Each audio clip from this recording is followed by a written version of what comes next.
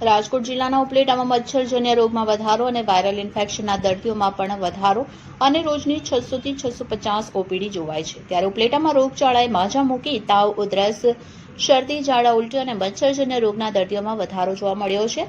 તહેવાર બાદ ઉપલેટા પંથકમાં રોગચાળાએ માઝા મૂકી છે. ઉપલેટા કોટેજ હોસ્પિટલમાં રોજિંદા કરતા દર્દીઓમાં ખાસો વધારો જોવા મળ્યો છે.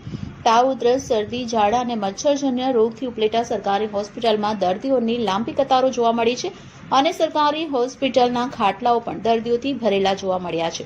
સાથે ડોક્ટર ખ્યાતિબેનના જણાવ્યા પ્રમાણે આંખના દર્દીઓમાં પણ વધારો જોવા મળ્યો છે, જેમાં રોજના 120થી વધારે દર્દીઓને તપાસ કરવામાં આવે છે. ઉપલેટા સરકારી હોસ્પિટલમાં રોજ કરતા રાજકોટ જિલ્લાના ઉપલેટામાં મચ્છરજન્ય રોગમાં વધારો અને વાયરલ ઇન્ફેક્શનના દર્દીઓમાં પણ વધારો.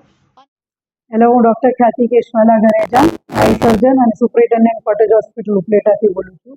આજે સોમવાર છે. અમારા હોસ્પિટલમાં આજે રૂટીન જે જનરલ ઓપીડી હોય એમાં 650 થી 700 કેસ અત્યારે એના વચ્ચે નીકળ્યા છે અને આંખના દર્દી પણ અમારે શિયાળો આવે છે એટલા માટે અત્યારે ઓપીડી વધુ છે. અમારે 120 થી 130ના અંદર આંખની ઓપીડી છે.